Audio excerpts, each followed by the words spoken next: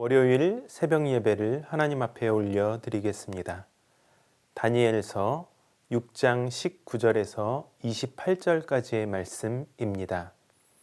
이튿날에 왕이 새벽에 일어나 급히 사자굴로 가서 다니엘이 든 굴에 가까이 이르러서 슬피 소리질러 다니엘에게 묻되, 살아계시는 하나님의 종 다니엘아, 내가 항상 섬기는 내 하나님이 사자들 에게서 능히 너를 구원하셨느냐 하니라. 다니엘이 왕에게 아뢰되, 왕이여, 원하건대 왕은 만수무강하옵소서.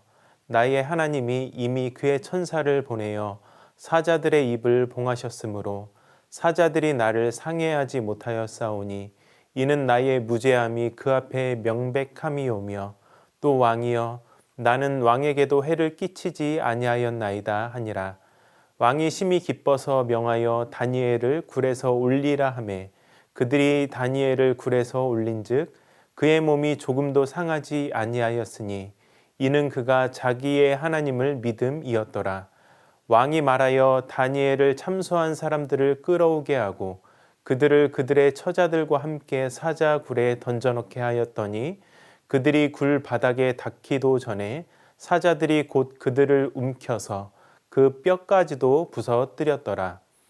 이에 다리오 왕이 온 땅에 있는 모든 백성과 나라들과 언어가 다른 모든 사람들에게 조서를 내려 이르되, 원하건대 너희에게 큰 평강이 있을지어다. 내가 이제 조서를 내리노라. 내 나라 관할 아래에 있는 사람들은 다 다니엘의 하나님 앞에서 떨며 두려워할지니 그는 살아계신 하나님이시오 영원히 변하지 않으실 이시며 그의 나라는 멸망하지 아니할 것이요 그의 권세는 무궁할 것이며 그는 구원도 하시며 건져내기도 하시며 하늘에서든지 땅에서든지 이적과 기사를 행하시는 이로써 다니엘을 구원하여 사자의 입에서 벗어나게 하셨음이라 하였더라. 이 다니엘이 다리오 왕의 시대와 바사 사람 고레스 왕의 시대에 형통하였더라. 아멘. 신하들의 중상모략으로 인하여서 다니엘이 사자굴에 던져졌다가 기적적으로 구출되는 다니엘서 6장의 이야기는 경건한 3명의 유대인 청년들이 신상에게 절하지 않았다는 이유로 풀무불에 던져졌다 구출되는 다니엘 3장의 이야기와 짝을 이루고 있습니다. 이 두 이야기에 몇 가지 공통점이 있습니다. 먼저 이방 땅에서 살아가는 유대인들에 대한 이야기라는 것과 이방의 왕궁에서 일어났다는 것입니다. 또한 출세했다는 이유로 본토 출신의 다른 신하들에 의해 고발당하고 사형 언도를 받아서 도저히 살아갈 가능성이 없는 곳에 던져지게 된다는 것도 동일합니다. 하지만 결국 그들의 무죄가 입증되고 하나님의 기적적인 개입을 통해서 극적인 구원을 받게 됩니다. 3장과 6장은 유대인들이 이방 땅에서 살아가면서 믿음을 포기해서는 안 되고 설사 순교와 희생이 요구되는 상황이 전개된다고 할지라도 하나님의 법도를 지켜야 하며 하나님을 향한 절대적인 믿음을 포기하지 말고 살아가야 함을 가르쳐주고 있습니다. 다니엘은 다리오 왕의 절대적인 신임과 총애를 받는 신하였습니다. 그래서 다리오는 다니엘을 전국을 통치하는 수석 총리로 세우고자 합니다. 그 이유에 대해서 다니엘 6장 3절은 이렇게 말씀하고 있습니다. 다니엘은 마음이 민첩하여 총리들과 고관들 위에 뛰어남으로 왕이 그를 세워 전국을 다스리게 하고자 한지라. 다니엘은 다른 신하들과 다르게 마음이 민첩한 사람이었습니다. 마음이 민첩하다는 말은 많은 관료 중에서도 출중하고 탁월했으며 눈에 확 띄는 그런 인물이었다는 말입니다. 다니엘은 수석 총리가 될 수 있는 충분한 자격이 있었고 뛰어나게 탁월했기에 왕의 총애를 받는 것도 당연한 일이었습니다. 이를 시기한 본토의 신하들은 다니엘에게서 어떻게든 결함을 찾아내서 고발하고자 했습니다. 옛말에 털어서 먼지 안 나는 사람이 없다는데 다니엘은 아무리 뒤져보아도 티끌 같은 결함조차 찾을 수 없는 청렴하고 정직한 사람이었습니다. 그들은 다니엘에게서 어떠한 불순물이나 혹은 잘못된 점을 찾아내는데 철저하게 실패하고 맙니다. 이쯤 되면 포기할 만한데 그들은 포기하지 않고 다니엘의 신실한 믿음을 역으로 이용하여서 그를 위험에 빠뜨립니다. 다리오 왕을 찾아가서 앞으로 30일간 왕회에 어떤 신이나 사람에게 무엇이든지 구하거나 절을 하면 사자굴에 던져 넣을 것을 규례로 만들자고 제안을 합니다. 당시 왕을 숭배하고 신으로 대하는 일은 흔한 일이었기 때문에 다리오 왕은 별로 대수롭게 생각하지 않고 직접 어인을 찍어서 금령을 온 땅에 반포합니다. 다니엘은 금령이 반포된 것을 알고도 거룩한 습관을 쫓아서 하루 3번 예루살렘을 향한 창문을 열고 하나님 앞에 기도합니다. 드디어 법을 어긴 정황과 증거를 모두 얻은 고발자들이 다리오 왕에게 가서 다니엘을 고발합니다. 왕은 어떻게 해서든지 다니엘을 구원하려고 마음을 쓰고 힘을 다했지만 자신이 직접 어인을 찍은 법령을 돌이킬 수는 없었습니다. 결국 다니엘의 세 친구가 풀무불에 던져졌던 것처럼 다니엘도 사자굴에 던져지게 됩니다. 왕은 던져진 다니엘에게 내가 항상 섬기는 너의 하나님이 너를 구원하시리라 라고 말합니다. 이튿날 새벽부터 사자굴로 향한 왕은 다니엘을 찾습니다. 이에 다니엘은 왕이시여 하나님이 이미 천사를 보내 사자들의 입을 봉하셨으므로 사자들이 나를 상하게 하거나 죽이지 못했습니다 라고 말합니다. 왕은 기뻐하면서 다니엘을 사자굴에서 끌어올렸고 다니엘을 참소한 자들을 사자에게 던집니다. 사자들은 그들이 굴 바닥에 닿기도 전에 움켜서 뼈까지 부서뜨립니다. 우리는 오늘 이 말씀을 통해서 상황의 역전을 통해 신실한 믿음의 사람을 구원하시는 하나님의 능력을 보게 됩니다. 하나님은 인간의 악한 의도를 선으로 바꾸시고 믿는 자들의 무죄함 가운데 당하는 고난을 승리로 바꾸시는 역전의 하나님임이 오늘 말씀 가운데 드러나 있습니다. 다리오의 신하들은 악한 의도를 가지고 다니엘을 함정에 빠뜨리고 죽이려고 했습니다. 그러나 하나님은 그들의 악한 의도를 사용하셔서 하나님의 영광을 더욱 드러내십니다. 요셉도 형들의 악한 마음 때문에 애굽에 팔리고 또 보디발에게 갔을 때 그 부인의 악한 의도 때문에 왕궁의 감옥에 억울하게 갇힙니다.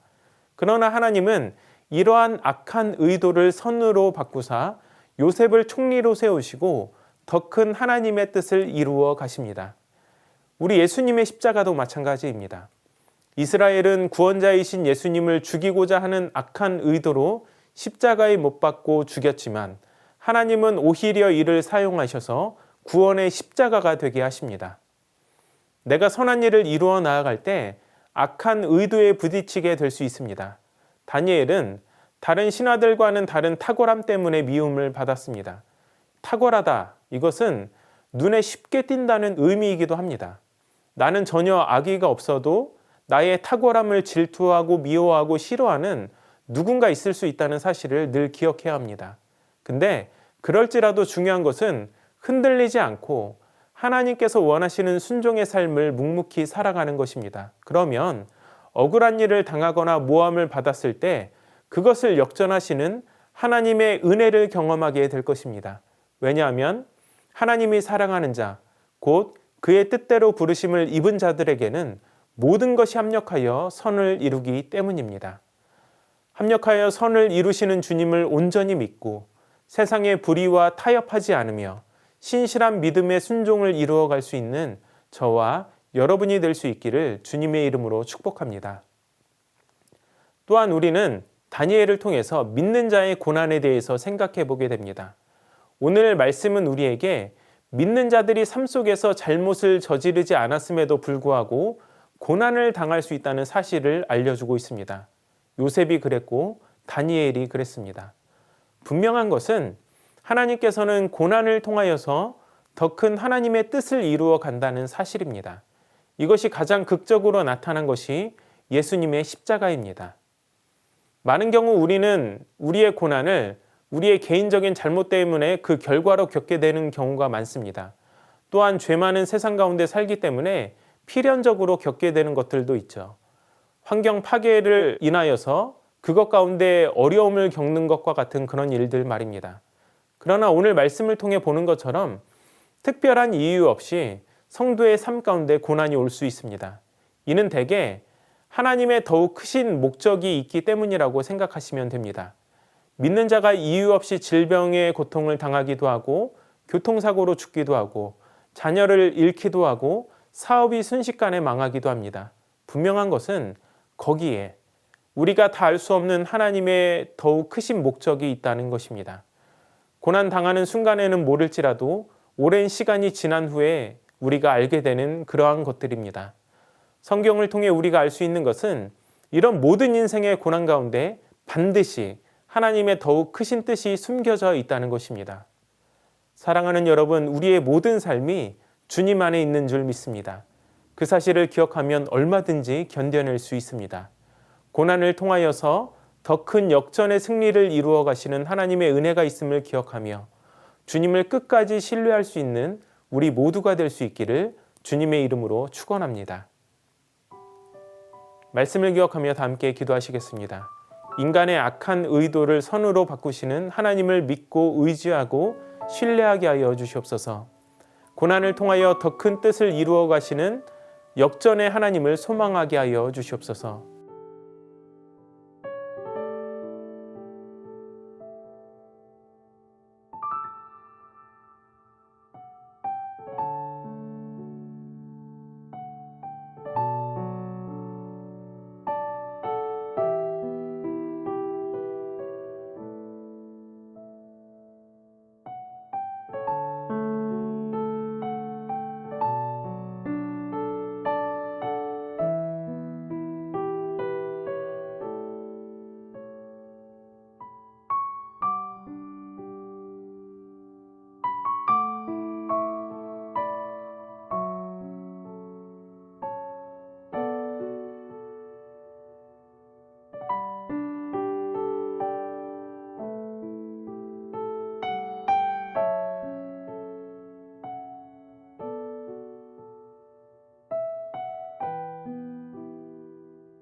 나라와 열방을 위해서 기도하실 때 대한민국의 정치, 사회, 안보, 경제를 붙들어 주시고 현재의 어려움을 돌파해 나아갈 수 있는 저력을 가지게 하여 주시옵소서.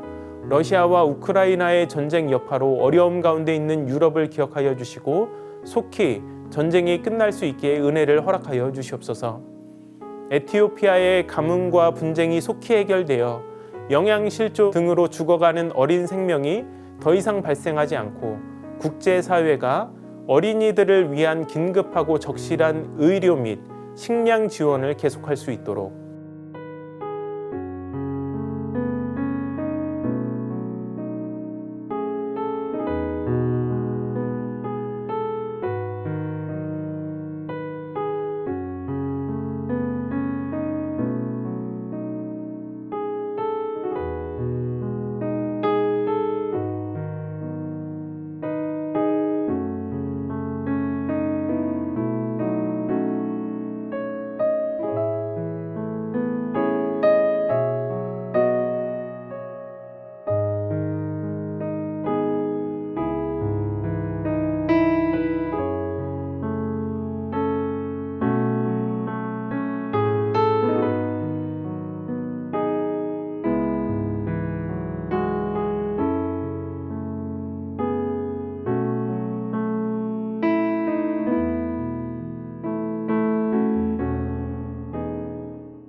교회를 위해서 기도하겠습니다. 담임 목사님과 가정을 더욱 견고하게 붙들어 주시고 성령 충만한 사역이 되도록 늘 축복하여 주시옵소서. 추수감사주의를 준비하며 모든 성도들과 함께 하신 하나님에 대한 감사의 고백들이 넘쳐나는 그러한 추수감사주일이 되게 하여 주시옵소서.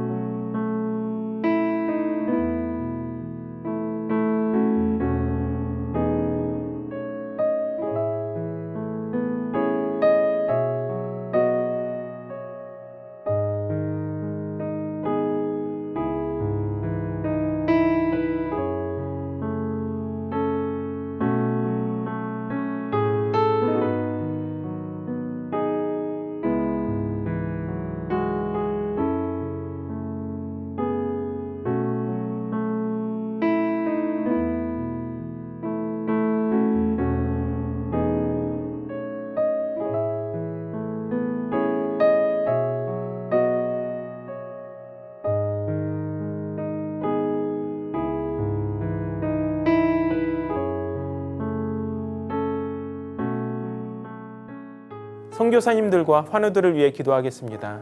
캄보디아 조학현 정승원 선교사님을 위해 기도하실 때 홍수 피해를 가장 심하게 입은 끄럴란의 70가정에게 긴급 지원 물품을 공급하게 할 수 있게 해주셔서 감사를 드립니다. 냥르엉 교회 왓짜냐 목사의 딸이 주님 품으로 갔는데 가족과 교회에 깊은 위로와 부활의 소망을 더해 주시옵소서.